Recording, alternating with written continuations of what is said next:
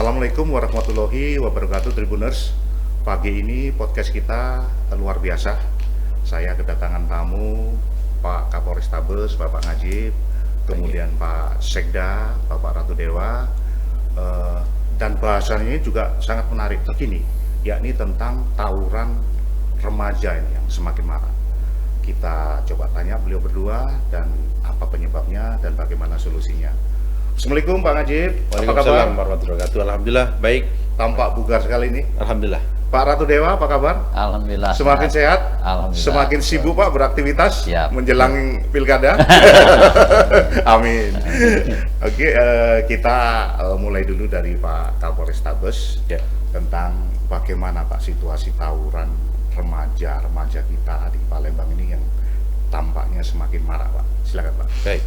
Jadi isu dan kejadian fakta bahwa masalah tawuran ini sudah menjadikan suatu perhatian khusus terutama bagi kami dari pihak kepolisian, karena melihat daripada situasi dan kondisi saat ini, bila kita lihat di media juga kota-kota besar yang lain juga sering terjadi tawuran, dan sehingga menjadi permasalahan nasional tentunya. Benar.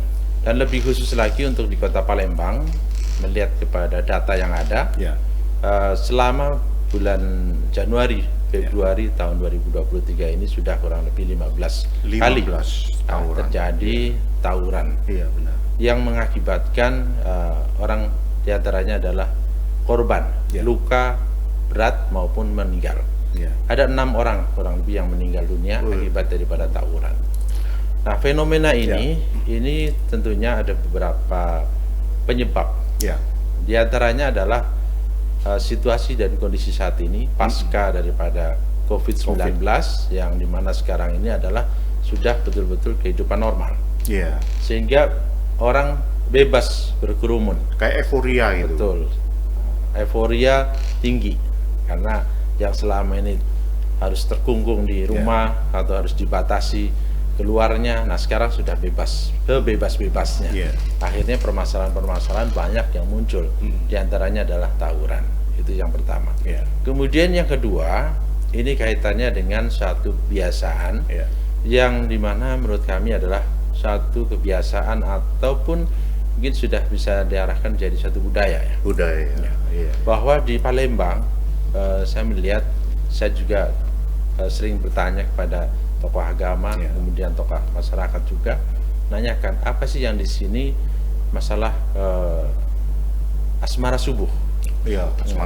Asmara subuh sebenarnya suatu kebiasaan ataupun budaya yang positif sebenarnya sebelumnya ya, karena asmara subuh ini lebih kepada suatu komunikasi silaturahmi yang baik setelah dengan subuh Pak itu baik dilaksanakan pada saat setelah tarawih maupun yang lebih khusus lagi adalah pada saat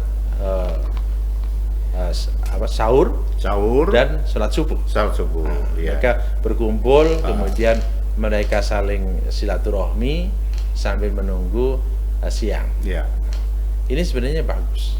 Dan juga apalagi ada satu asmara subuh ini membangunkan orang untuk sahur dan orang mengingatkan bahwa ini waktunya sudah masa subuh. Ini sebenarnya sudah positif. Tapi perkembangan saat ini justru mengarah satu hal yang negatif, yaitu mereka melakukan kegiatan-kegiatan yang negatif, yaitu melakukan pertemuan, berkumpul, kemudian melakukan tawuran.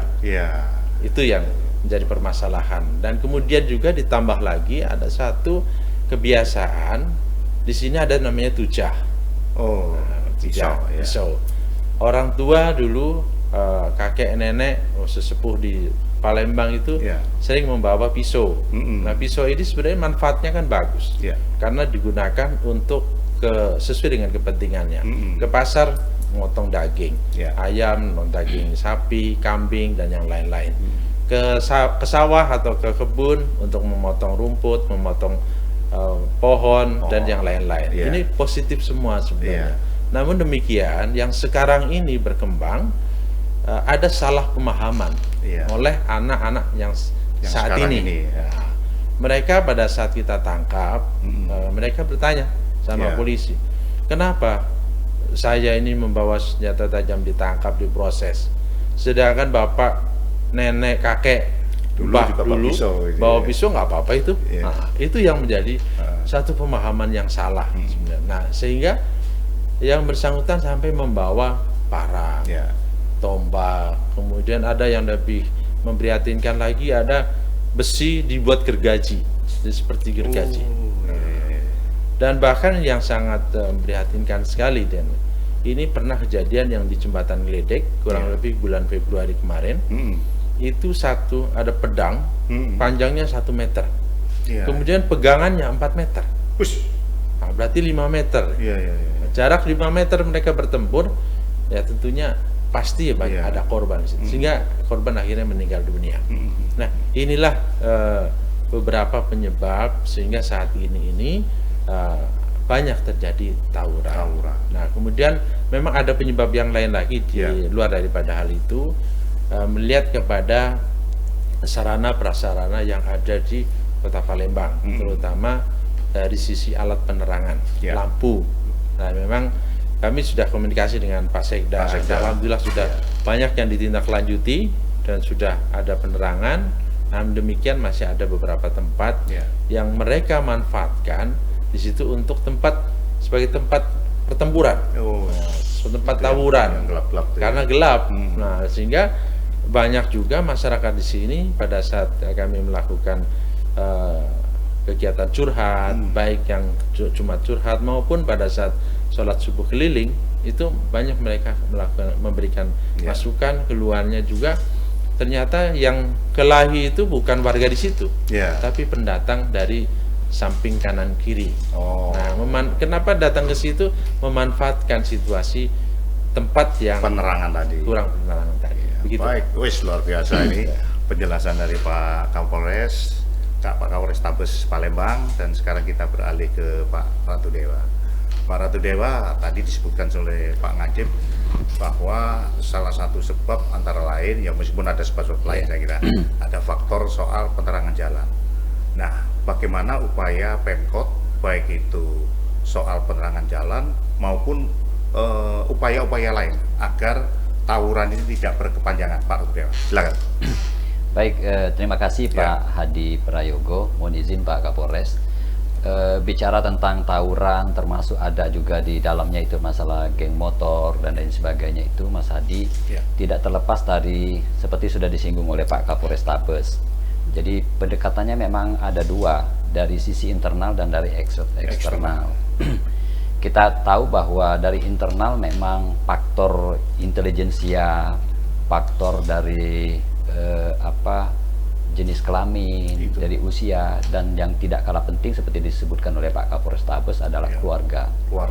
Terus dari sisi eksternal juga kita melihat dari sisi pendidikan dan juga media sosial juga berperan, dan juga faktor lingkungan. Tadi sudah disinggung oleh Pak Kapolres Tabes bahwa ada ajakan dari teman-temannya untuk bergerak dimobilisasi sehingga terjadinya sebuah tawuran dan juga terjadi geng motor itu. Upaya kita sudah banyak Pak Hadi, termasuk ide gagasan dari Pak Kapolres Tabes. Waktu itu sempat menyentil saya, Pak Sekda, coba kita gerakkan dunia pendidikan untuk memberikan edukasi. Pak Kapolres dimotori Pak Kapolres Tabes, bahkan staf-staf beliau itu mengajar langsung, Pak. Beliau punya space waktu, ada MOU dengan Dinas Pendidikan. Sudah sampai MOU, sudah sampai MOU, Pak Hadi. Terus beliau juga memerintahkan anak buah beliau untuk mengajar di beberapa sekolah untuk memberikan edukasi terhadap anak-anak kita. Karena kita ingat betul ada tren seperti kata Pak Kapolres. Data statistik mengungkapkan bahwa di 2019 itu trennya begitu meningkat, Pak. Kasus seperti Pak Kapolres tadi, 4.000 lebih kasusnya. Terus nurun di tahun 2020. Nah, setelah itu seperti kata Pak Kapolres, meningkat lagi. Trennya meningkat lagi. Nah, itu yang beberapa faktor yang Pak Kapolres sebutkan. Terus belajar dari daerah yang lain. Tadi Pak Kapolres juga singgung. Kota Palu itu, Pak. Bahwa yang lebih dominan itu hampir 56% itu anak-anak lulusan SMP. SMP, Pak. Justru, itu hasil bukan survei. SMA, ya, SMP. Nah, SMA itu di bawahnya 30% itu di Kota Palu. Nah, tentunya di Palembang ini seperti kata Pak Kapolres, trennya juga meningkat. Maka saya berikan apresiasi ketika Pak Kapolres bilang ke saya, Pak Sekda tolong digerakkan seluruh perangkat daerah yang ada di pemerintah kota. Maka kemarin ada selebaran yang sempat viral itu Pak Hadi. Begitu jam 22 anak-anak sudah tidak boleh keluar rumah lagi. Mirip jam malam. Jam malam ya. Saya merasakan itu cukup efektif. Saya lihat cukup efektif. Banyak sekali admin sosial media yang wah ini luar biasa. Dan seluruh netizen itu komentarnya positif semua dengan Pak Kapolres. Ini semua ide beliau. Saya kira kami dari kota tentunya memberikan apresiasi lah Pak. Justru kita bersinergi dengan beliau. Termasuk tadi lampu, saya selalu Pak, saya tekankan betul dengan Perkimtan dalam hal ini OPD yang bergerak di bidang sarana tadi. Saya langsung tinjau, itu kenapa lampunya mati? Karena berimplikasi ke hal-hal yang tidak diinginkan Pak. Bahkan ada laporan dari Pak Lurah itu, terkadang kumpulan dari anak-anak muda ini yang masih mencari identitas diri disengaja dimatiin. Sehingga mereka berkumpul, berkelompok, membuat gerakan seperti yang kata Pak Kapolres tadi. Saya kira itu Pak Adi. Baik Pak Dewa, terima kasih. Kita lanjut lagi ke Pak Ngajib. Pak Ngajib, tadi disebutkan ada peran orang tua. Saya kira itu meskipun nggak semuanya, tapi ada oknum. Ini yang justru mendorong tawuran tersebut. Itu satu. Kemudian yang kedua Pak, tadi ada juga korban, ada sekitar 6 yang meninggal dunia. Nah pelakunya, meskipun dia di bawah umur, bagaimana tindakan hukumnya Pak Kapolres? Jadi kami dari Polrestabes Palembang ini kita melakukan kegiatan dalam rangka menangani masalah tawuran ini ada 2. Yang pertama tentunya kegiatan preventif dan yang satunya adalah represif. Untuk preventif sendiri, alhamdulillah kemarin kita sudah melakukan satu kerjasama yang baik dengan pemerintah kota Palembang dan juga kemarin bersama-sama dengan Dandim. Kita di awal bulan puasa kita melaksanakan apel siaga 3 pilar yang diikuti oleh 249 personil.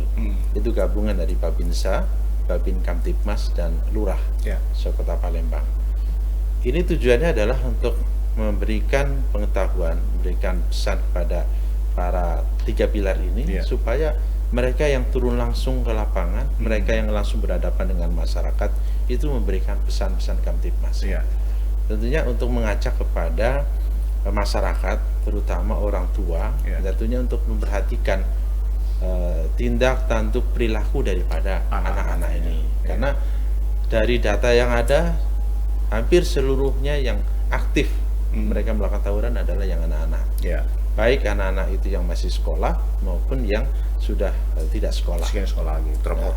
Betul. Nah, sehingga sampai terakhir kemarin kami membuat satu himbauan seperti yang diceritakan Pak Sekda tadi. Kami membuat himbauan supaya di jam 22.00 orang tua itu melihat, mengawasi dan mengajak kepada anak-anaknya supaya pulang. Nah, karena melihat data yang ada juga dari jam 22 ke atas sampai pagi sampai dini hari, itulah waktu yang digunakan oleh anak-anak untuk melakukan tawuran maupun kegiatan yang negatif yang lain, balap liar, nah seperti itu. Nah, inilah langkah-langkah preventif yang dimana juga ada satu program lagi yang sejalan dengan Pak Wali Kota. Kami ada program sholat subuh keliling berjamaah. Sholat subuh keliling berjamaah. Nah, disitulah kami menampung masukan, saran, kritikan, bahkan kritikan dari masyarakat terkait dengan kegiatan atau perilaku daripada anak-anak yang melakukan tawuran ini, sehingga ini bisa diatasi secara bersama-sama dengan masyarakat. Ini langkah preventif kami. Kemudian untuk langkah represif, nah tentunya kami melakukan tindakan tegas terhadap para pelaku daripada tawuran itu. Nah, dari data yang ada memang ada yang anak-anak kecil, ada anak-anak yang sudah dewasa atau yang di bawah umur itu. Ya kita semuanya lakukan proses hukum. Tetap di proses hukum. Proses hukum. Sehingga kemarin dari 6 orang yang kita tangkap selama bulan puasa ini, itu ada 2 diantaranya adalah di bawah umur. Nah, kita lakukan penahanan. Tetap Pak yang ada efek jerahnya Pak. Betul. Karena dari sisi sebelumnya kita lakukan persuasif, mereka yang melakukan tawuran, yang khususnya anak-anak di bawah umur itu kita banyak Pak yang kita lakukan secara persuasif. Kita hanya memanggil orang tua, memanggil dari sekolah untuk supaya biar tahu bahwa ini loh putra putrinya ada yang seperti ini, tapi ternyata tidak membuat efek jerah. Nah, sehingga di bulan puasa ini dengan kami sudah memberikan sosialisasi juga, nah kita lakukan tindakan tegas. Memang sudah 2 yang kita masukkan, kita proses hukum, kita lakukan penahanan. Oh iya. Jadi ketegasan ini mudah-mudahan ada efeknya. Tapi mungkin izin Pak, mungkin perlu saya sampaikan juga, jangan sampai mungkin jadi nanti salah paham juga. Di dalam proses penegakan hukum terhadap anak-anak ini, ya kita lakukan penahanan, namun demikian prosesnya tetap kita memperhatikan Undang-Undang Perlindungan Anak. Jadi prosesnya yang berbeda. UPA Pak ya? Undang Perlindungan Anak. Baik Pak, kembali ke Pak Dewa. Pak Dewa, ini kan fenomena tawuran ini karena kan terkait dengan generasi muda, ini harus agak lebih fokus kita ya. Bagaimana pemerintah kota mengatasinya? Ini kan ada faktor pendidikan juga. Bagaimana terjemahan itu ke sekolah-sekolah Pak? Apakah pernah ada briefing atau seperti apa Pak Dewa? Ya, tentunya mengatasi persoalan ini Pak Hadi, tidak hanya sekedar dari pihak kepolisian dan juga kita kota, tapi butuh kolaborasi dan sinergi dari semua pihak lah, termasuk ada di dalamnya media massa dan masyarakat. Untuk itu beberapa waktu yang lalu begitu Pak Kapolres ada MOU dengan kita, dengan kota, langsung saya minta Dinas Pendidikan diadakan rapat dengan seluruh komite di sekolah, mulai dari SD, SMP, kerja ini harus disupport. Jangan sampai pemerintah kota tinggal diam menyikapi ini. Maka dari itu waktu itu saya minta setiap apel pagi para kepala sekolahnya selalu berikan himbauan-himbauan. Terus dicek betul anak-anaknya, termasuk yang kemarin ada pamflet-pamflet itu saya minta kepala dinas pendidikan disebar ke anak-anak semua. Saya kira cukup bagus itu Pak, himbauan. Saya ukurannya tidak jauh-jauh Pak, di keluarga saya sendiri, di tetangga saya sendiri, sampai di tempat masjid saya diumumkan bahwa ini ada himbauan dari Pak Kapolres, termasuk di grup keluarga begitu kan. Ini tidak boleh lagi anak-anak pulang jam 22 ibadah. Nah, ini terus sampai sekarang Pak, saya minta dengan Dinas Pendidikan ke sekolah-sekolah, masuk ke kelas masing-masing untuk diberikan edukasi terhadap temuan-temuan yang ada seperti cerita Pak Kapolres Tabes tadi. Baik Pak Dewa. Kembali ke Pak Ngajib. Pak Ngajib, saya masih ingat dulu tahun 2020 kalau nggak salah. 2020 atau waktu parah-parahnya COVID, saya pernah duduk di kafe di Kambang Iwa itu. Nah, itu kan penerapan jam malam, jam 10 malam juga. Nah, saya lihat waktu itu jam 10 malam sudah ada patroli polisi, akhirnya kita tutup kan, kita pergi. Nah, apakah dimungkinkan seperti itu yang sekarang ini supaya nggak ada tawuran, ada patroli polisinya Pak? Jadi khususnya yang pemuda-muda bergerombol gitu langsung datangi suruh bubar atau seperti apa Pak? Pak. Jadi selama ini sudah kami lakukan hal itu sebenarnya. Sebelum kami memberikan himbauan supaya anak-anak ini pada saat sebelum jam 22.00 itu sudah kembali ke rumah, itu sudah kita lakukan Pak.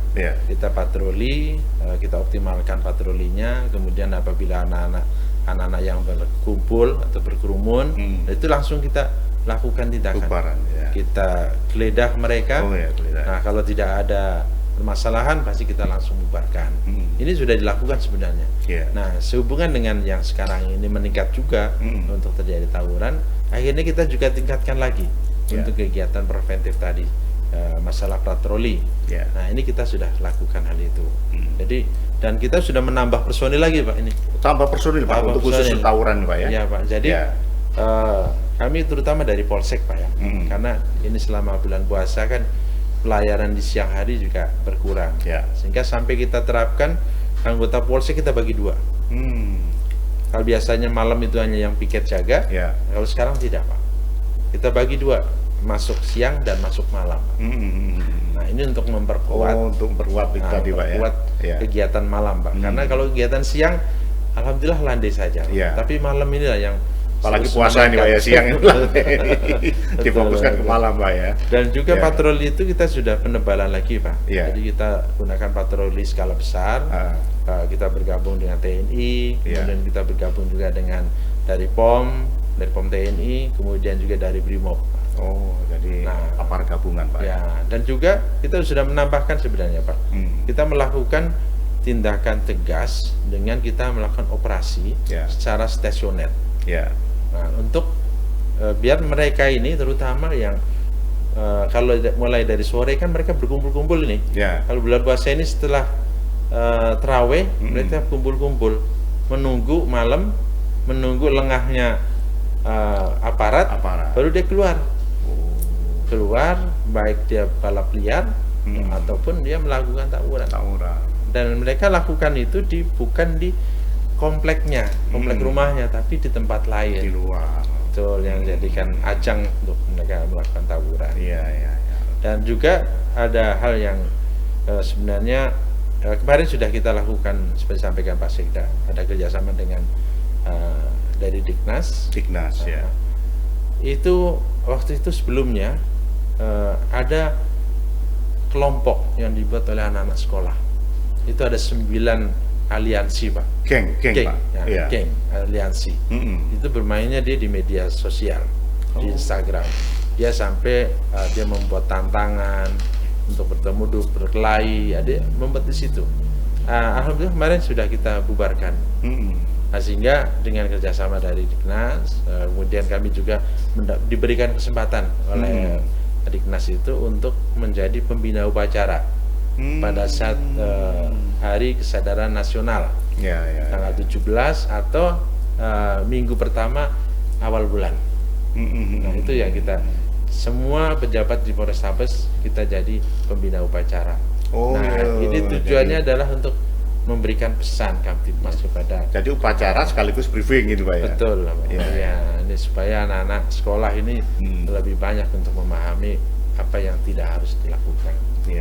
Nah, memang ada satu hal lagi juga yang menjadi memberatkan juga terkait dengan tawuran ini, masih banyak anak-anak yang tidak sekolah atau putus sekolah, yang pengangguran.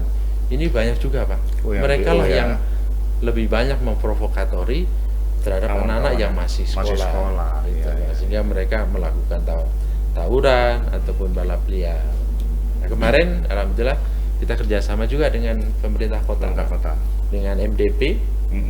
Tahun 2022 kemarin kita bisa memberikan keterampilan untuk peningkatan kemampuan di bidang komputer Pak. Ada 500 anak di Kota Palembang yang mereka nganggur, tidak punya keterampilan. Kita berikan keterampilan itu, alhamdulillah Pak. Kemarin terakhir kami sudah mendapatkan informasi, karena mereka setiap perkembangan mereka informasikan Pak. Itu ada 3 orang sudah masuk mendapatkan pekerjaan. Nah, ini pastikan akan mengurangi mereka untuk melakukan tindakan atau kegiatan yang negatif itu Pak. Karena antara lain penyebab tawuran itu ya nggak ada kegiatan pekerjaan tadi, sehingga sehari-hari itu. Kembali Pak Devan. Mas Adi, saya sering ngintip sebenarnya, kebijakan Pak Kapolres. Sering saya intip-intip. Oh begitu Pak Kapolres ini kan orangnya humble. Benar Adi. Lihat dari posturnya memang humble. Komunikasi kan enak Mas Adi dengan beliau kan, tidak mengenal sekat lah, ditelepon, diangkat, terus WA, orang kan gitu, jadi enak. Jadi saya selalu ngintip kebijakan Pak Kapolres. Termasuk waktu itu saya ingat betul Pak Kapolres soal balap liar, saya langsung perintahkan perhubungan, coba ambil alih peran di mana untuk membackup Pak Kapolres. Terus kita adakan kegiatan-kegiatan, termasuk yang baru-baru ini Pak Mas Hadi. Pak Kapolres kan begitu gencar untuk bagaimana tawuran tidak menyebar kemana-mana, termasuk geng motor. Saya langsung perintahkan Dinas Perhubungan, coba ambil peran di sana, termasuk Pol PP. Pol PP saya minta begitu Pak Kapolres buat pamflet edaran, saya sudah panggil Pak Kasat Pol PP, kalian harus jadi bempernya dari pihak kepolisian, kalian juga harus ambil peran patroli di mana titik-titik tertentu. Jadi peran pemerintah itu terlihat betul sinergi kita. Jadi jangan sampai pemerintah kok diem dari suasana ini. Nah itu selalu saya bersyukur, jujur saja Mas Adi, di depan beliau saya tidak muji-muji. Memang enak komunikasi dan koordinasinya begitu cepet kami, saya kira begitu Mas. Luar biasa ini dua pejabat yang saling menghormati. Pak Kapolres Tabes dan Pak Ratu Dewa. Ini saya kira kalau menurut saya upaya dari pemerintah kota maupun terutama dari Poltabes ini sudah sangat luar biasa. Sekarang tinggal peran orang tua dan juga anak-anak untuk tumbuh menyadarkan agar kegiatan tawuran ini sudahlah tinggalkan aja. Karena pasti banyak nggak bermanfaatnya. Closing statement Pak Kapolres Tabes, apa kira-kira untuk menutup podcast kita pagi ini? Silakan. Makasih. Jadi terkait dengan tawuran yang ada di Kota Palembang, kami mengharapkan bahwa peran serta partisipasi daripada masyarakat, tentunya secara bersama-sama untuk ikut mengatasi terjadinya tawuran di Kota Palembang dengan cara tentunya memberikan pengawasan yang ketat terhadap putra-putrinya, kemudian tetangga ataupun kepada orang lain yang patut diduga mereka melakukan tawuran. Jadi perlu perhatian dari orang tua atau masyarakat Kota Palembang. Tentunya dengan memberi teguran Pak ya. Teguran, kemudian apabila mereka sudah berkerumun atau berkumpul, mereka supaya pergi, supaya pulang, supaya kembali ke rumah atau masing-masing. Dilaporkan polisi setempat Pak. Boleh, dan nanti apabila ada permasalahan di masyarakat, kami Pak Kapolda terutama sudah membuat inovasi adanya nomor bantuan polisi Pak. Bisa masyarakat menghubungi kami dengan 081 3 7 0 0 0 2 110. Insya Allah kami sudah perintahkan kepada jajaran dalam waktu kami targetkan 10 menit Pak. Di bawah 10 menit anggota 10 menit. Luar biasa. Harus sudah ada di lokasi tempat di mana orang memberikan informasi itu. Baik, terima kasih. Pak Ratu Dewa, Pak Sekda, silakan Pak. Ya, singkat saja kalau saya, pertama tugas ini adalah tugas kita bersama. Seperti kata Pak Kapolres, tugas kepolisian, tugas pemerintah kota, tugas masyarakat, dan juga tugas media massa. Yang kedua, mari kita patuhi himbauan dari pihak Polrestabes, khususnya warga Palembang, anak-anak muda sekalian. Semuanya harus kita patuhi dan tunduk. Semoga ini bisa bermanfaat buat kita semua. Oke, sangat luar biasa Tribuners, pagi ini podcast kita membahas tentang tawuran remaja. Jadi himbauannya adalah bahwa kita semua, tadi dijelaskan Pak Ratu Dewa, Pak Ngajib juga, semuanya terlibat, semua unsur terlibat. Mudah-mudahan permasalahan tawuran ini akan semakin lama, semakin kasusnya semakin menurun. Terima kasih kehadirannya Pak Ngajib, Pak Dewa. Assalamualaikum warahmatullahi wabarakatuh. Waalaikumsalam warahmatullahi wabarakatuh.